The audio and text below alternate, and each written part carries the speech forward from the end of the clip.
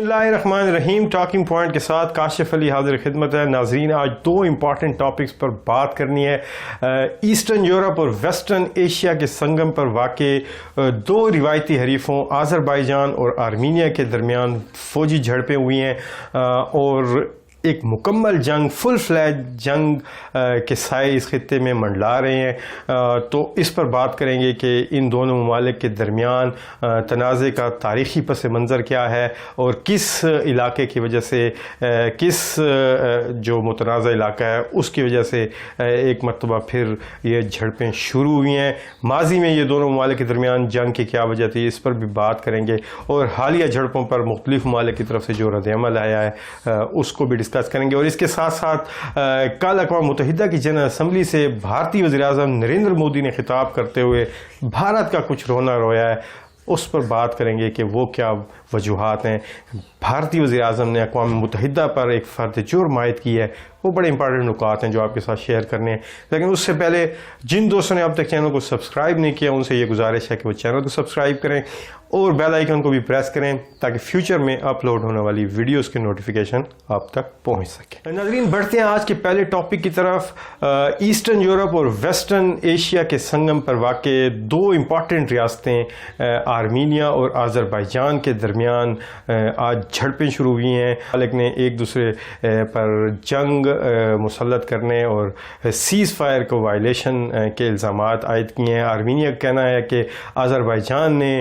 जो है जंग का आगाज़ किया है, जबकि अज़रबैजान का ये कहना है कि उसने अपने दिफा में कार्रवाई करते हुए, अपने सॉवरेनिटी को इंश्योर करते हुए, अपने डिफेंस को जो है वो इंश्योर करते हुए एक कार्रवाई की है। आर्मीनिया ने ये कहा है कि उसने अज़रबैजान के 3 टैंक्स और 2 ड्रोन्स जो है वो तबाह किए हैं, जबकि अज़रबैजान ने ये कहा है कि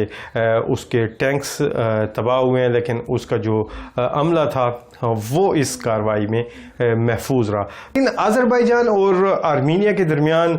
इस तनाज़े के तारीख़ी पस मंज़र पर थोड़ी सी नज़र डालते हैं। दोनों ममालिक साबिक़ सोवियत यूनियन का हिस्सा थे और 1991 में जब सोवियत यूनियन टूट फूट का शिकार हुआ तो इन दोनों ममालिक ने आज़ादी हासिल की। उस वक्त एक इलाका जिसे नगोर्नो काराबाग के नाम से जाना जाता है वो अज़रबैजान का हिस्सा था, लेकिन वहाँ पर आर्मीनियंस की जो आबादी है नस्ली एतबार से वो ज़्यादा थी, वो मेजॉरिटी में थे। तो उस इलाके ने, नगोर्नो काराबाग ने अज़रबैजान से अलहदगी का ऐलान कर दिया, जिसके बाद अज़रबैजान ने वहाँ पर कार्रवाई शुरू की। तो आर्मीनियन की मदद के लिए, जो नगोर्नो काराबाग के आर्मीनियंस थे उनकी मदद के लिए आर्मीनिया बीच में इस तनाज़े के कूदा और उसके बाद नगोर्नो काराबाग की वजह से आर्मीनिया और अज़रबैजान के दरमियान जंग छिड़ गई। 3 साल तक ये जंग जारी रही, जिसमें 30,000 के करीब अफराद जो है वो हलाक हुए और काफ़ी बहुत बड़ी पॉपुलेशन, तकरीबन 7.5 लाख अज़रबैजानी जो थे उन्होंने आर्मीनिया से अज़रबैजान की तरफ माइग्रेशन की और तकरीबन 2.5 लाख जो आर्मीनियंस थे उन्होंने अज़रबैजान से आर्मीनिया की तरफ माइग्रेशन की। उसके बाद रिपब्लिक ऑफ नगोर्नो काराबाग का ऐलान किया गया, लेकिन इस आज़ाद रियासत के तौर पर इसे किसी मुल्क ने तस्लीम नहीं किया और अज़रबैजान ने भी तस्लीम नहीं किया। लेकिन अमलन ये एक आज़ाद रियासत के तौर पर कायम हो गई जिसका कंट्रोल जो है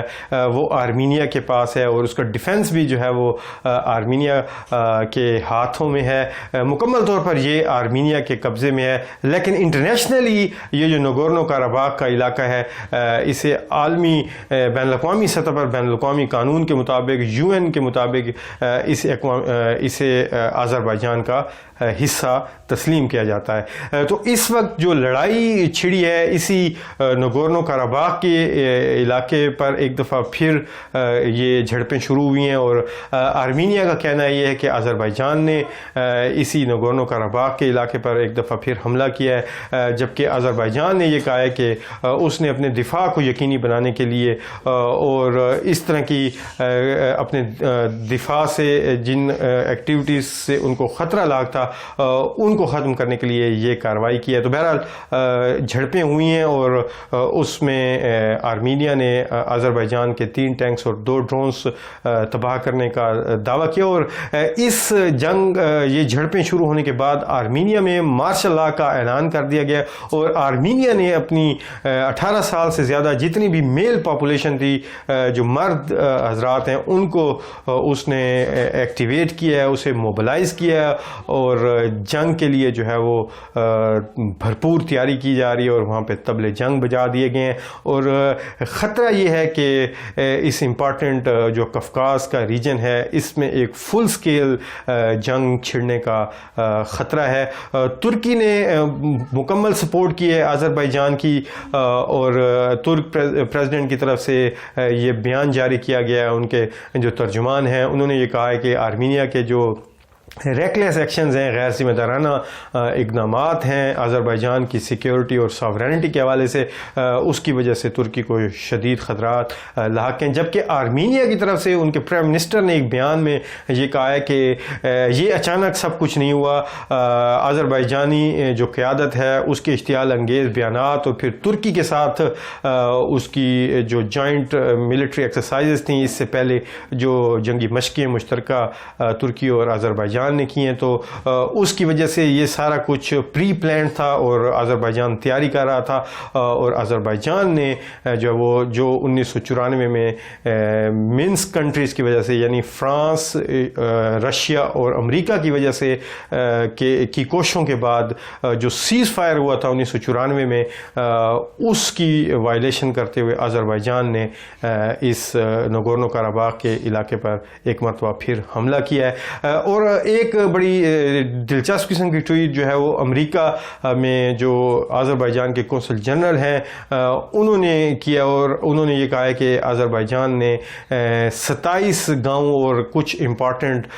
جو پہاڑی امپارٹنٹ اسٹریٹجیکلی جو امپارٹنٹ پہاڑی علاقے ہیں ان کو آزاد کروا لیا اور 27 سال کے بعد آذربائیجان نے ان علاقوں کو آزاد کروایا. تو انہوں نے اپنی فوج کو اس پر خراج تحسین پیش کیا ہے. آذربائیجان اور آرمینیا کے درمیان 1994 میں پھر جنگ بندی کے بعد اس مسئلہ جو نگورنو قراباغ کا مسئلہ تھا اس پر متعدد مذاکرات ہوئے, لیکن اب تک یہ جو ہے متنازع علاقہ ہے اس کا کوئی سلوشن نہیں, اس کا جو حل ہے وہ اب تک نہیں ڈھونڈا جا سکا, کوئی حل نہیں نکالا جا سکا. اور 2010 میں جو ہے یہ جو پیس پروسیس تھا, یہ جو امن عمل تھا, یہ مکمل ڈیریل ہو گیا تھا. اور 2010 کے بعد آرمینیا اور آذربائیجان کے درمیان اب تک کسی قسم کا کوئی انٹریکشن نہیں ہوا نگورنو قراباغ کے حوالے سے, اور وہ امن مذاکرات جو ہیں وہ مکمل ڈیریل ہو چکے ہیں اور وہ جو ہے وہ تعطل کا شکار ہیں, جس کے بعد یہ جھڑپیں ہوئی ہیں. آرمینیا کا ماننا یہ ہے کہ ترکی جو ہے وہ اسے پروپیل کر رہا ہے, ترکی نے اپنا پورا وزن آذربائیجان کے پلڑے میں ڈالا ہے. اور دوسری طرف جو رشیا اس پورے ریجن میں ایک انتہائی امپورٹنٹ پلیئر ہے اور نیبرنگ کنٹری بھی ہے, تو روس نے دونوں فریقین کو جو ہے وہ فوری جنگ بندی کا کہا ہے اور امن قائم کرنے کی جو ہے وہ ان کنٹریز کو جو ہے وہ نصیحت کی ہے. پڑھتے ہیں جی آج کے دوسرے ٹاپک کی طرف. کل اقوام متحدہ کی جنرل اسمبلی کے 75 سیشن سے بھارتی وزیر اعظم نریندر مودی نے خطاب کیا اور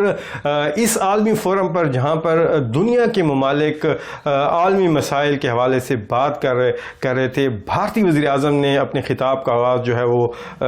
بھارت کے ہی کچھ دیرینہ جو خواہشات ہیں اس سے کیا. اور اگر میں یہ کہوں کہ انہوں نے اقوام متحدہ پر فرد جرم عائد کر دی تو یہ بے جا نہیں ہوگا. بنیادی طور پر اقوام متحدہ کی تنظیم نو کے حوالے سے بات کی اور یہ کہا کہ 1945 1947 کے جو معروضی حالات تھے وہ اور آج کی جو موجودہ صورتحال ہے، اس وقت کی جو ریالٹیز ہیں، اس وقت کے جو معروضی حالات ہیں وہ مکمل طور پر تبدیل ہو چکے ہیں. تو اس لیے اقوام متحدہ کے اندر ریفارمز کا سلسلہ ہونا چاہیے. ایک ریفارم ملٹی لیٹرلزم کے حوالے سے بات کی، لیکن ان کی باتوں کا جو بنیادی مقصد تھا یہ ساری باتیں کر کے اقوام متحدہ کے حوالے سے ہمدردانہ باتیں اور عالمی امن کے حوالے سے اور ایک نئے اسٹرکچر کے حوالے سے بات کر کے پھر انہوں نے یہ کہا کہ جو اصل ان کی دل کی بات تھی، جو اصل بات بھارت کا جو مدعا تھا اس پر وہ آئے اور انہوں نے یہ کہا کہ بھارت جس کی آبادی 1 ارب 30 کروڑ سے زائد ہے، اسے کب تک جو ڈیسیژن میکنگ ہے، دنیا کے جو فیصلہ سازی کا عمل ہے اس سے باہر رکھا جائے گا. یعنی واضح طور پر ان کی جو کوشش تھی اور ان کا جو اشارہ تھا وہ اقوام متحدہ کی جو سیکیورٹی کونسل ہے اس میں مستقل